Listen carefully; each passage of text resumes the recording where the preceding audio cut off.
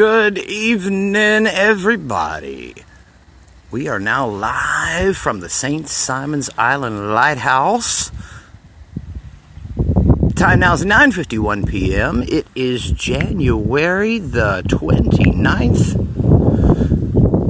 And I just wanted to show off some of the shells that I've caught so far tonight. Still almost 3 hours till dead low tide, and I've got the whole other side of the island to get to.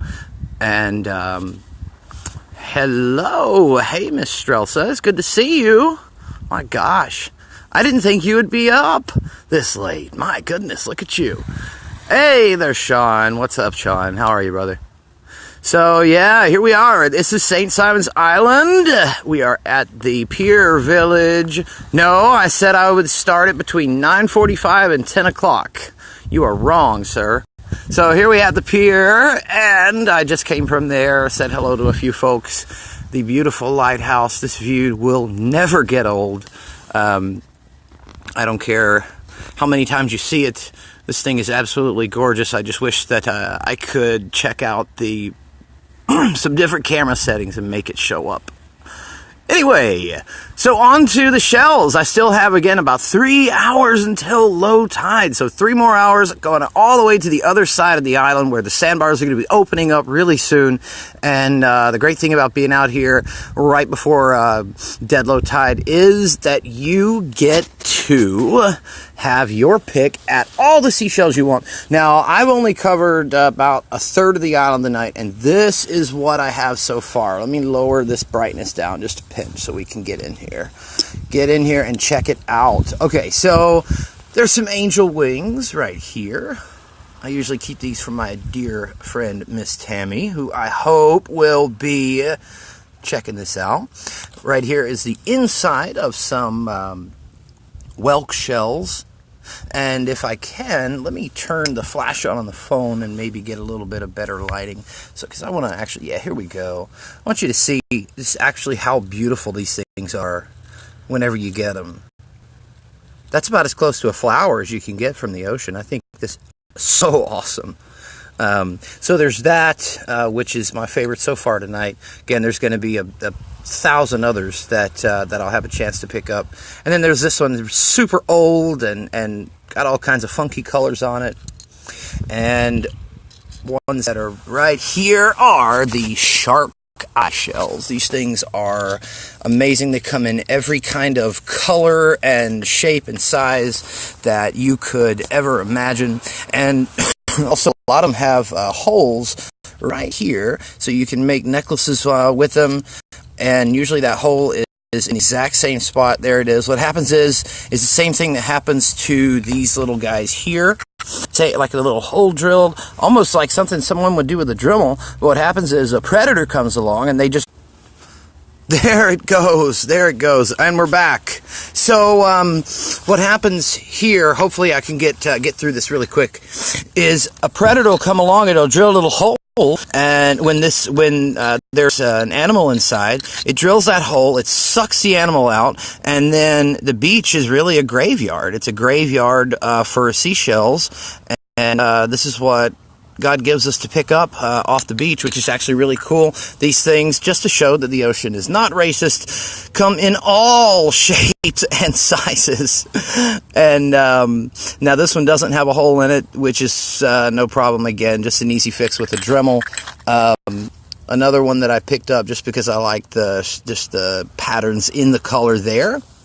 And then this one here's the last one. It does have a hole here that was drilled in by a predator. Kind of cool. And there's there's a million of these guys. Actually, what's happened is because the ocean temperatures have been so low lately, the animals on the inside have been killed off. And here's how you can tell, because there's not a hole in this seashell. So if I go over here to this one, I know that there's a predator that got a hold of this one because of the little hole right there. So a predator came along and drilled that hole in, and then sucked out the little guy from the inside, and, well, that's nature for you. And then there's these mussel shells that come in, again, all kinds of shapes and colors. Sorry about all the sand. And when they're wet, you can really see how beautiful they are. Absolutely awesome. Yeah, the ocean. There's a lot. There's a lot of different colored shells, and the ocean is proof that it's not racist. There's one I forgot right here to show off. This is an old whelk shell, and it's almost become like petrified in a way because there's these holes in it. I have a ton of these at home, but it's kind of hard to resist when you see one like this, because again, this is something that you don't see every day. And again, I really love to pick these up when I see one that catches my eye. Since I haven't been doing this Facebook Live stuff for very long, I just decided to go ahead and stick this in there. And I want to get a closer look now at the shark eye shells. If anyone knows what the proper name of these guys is, then you can let me know. This is my favorite so far tonight.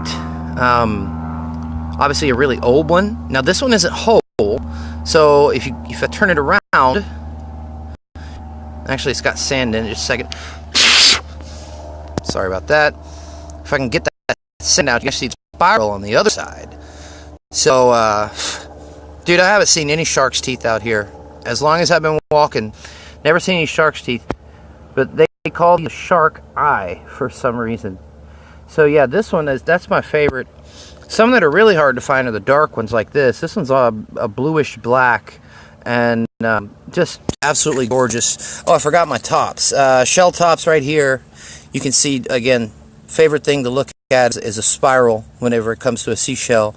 You can see that spiral on the inside and the outside. So we'll go over here to this guy.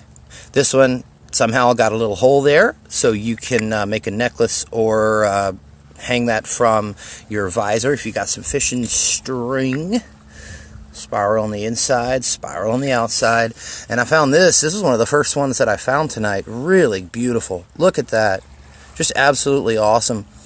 Not too long ago, I found one of these that was actually whole. And very, very beautiful. Miss Lisa, you're coming in kind of late. Oh my goodness. It's too late for you to be up. My gosh. Got to get to work tomorrow. I need to talk to you, by the way. I just need to run something by you really quick. But we'll talk about all that good stuff later. Okay, so last thing is these guys. I don't really know what they're called, honestly. I have no idea.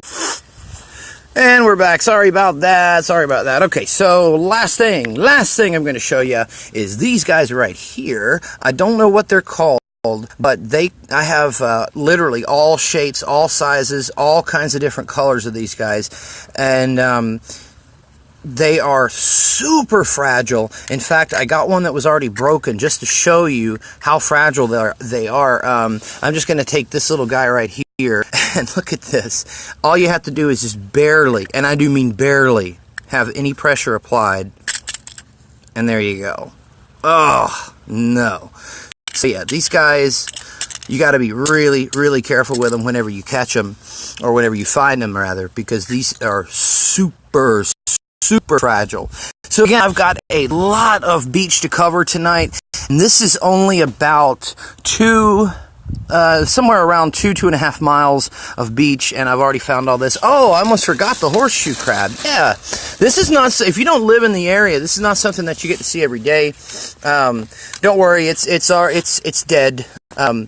But a lot of people like to take these carcasses home, or just the shell. This is just the outer shell from the guy, and they don't smell, because once nature's through eating everything off the inside of it, there you go. You can actually take it home and put it up somewhere, and then this little part here bends, kind of freaks people out sometimes. Ew, it's so gross. It's only nature. That's all it is. And there are these things, you can find them, obviously if you've ever been to the beach out here, larger than your head. So yeah, that's what I found so far tonight.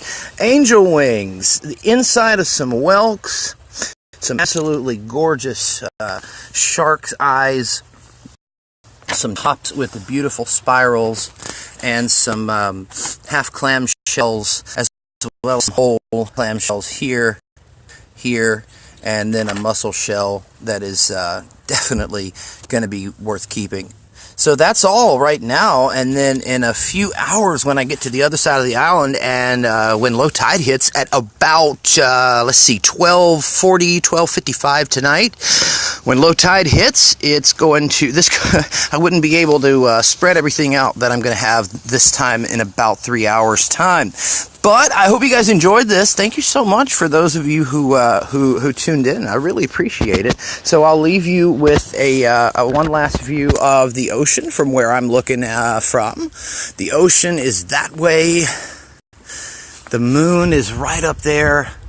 Oh man, I wish you could see this view. It's so beautiful. The pier is that way as the waves are slowly coming in. And finally, that beautiful lighthouse. It never gets old, guys.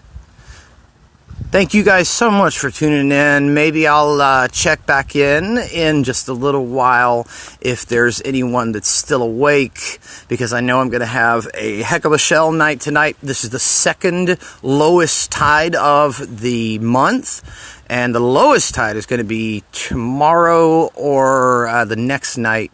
They always fall around full moon. So that's that, guys, from St. Simon's Island. This is Blake. Thank you so much for watching. I love you guys. Cheers. Have a great night. Bye-bye.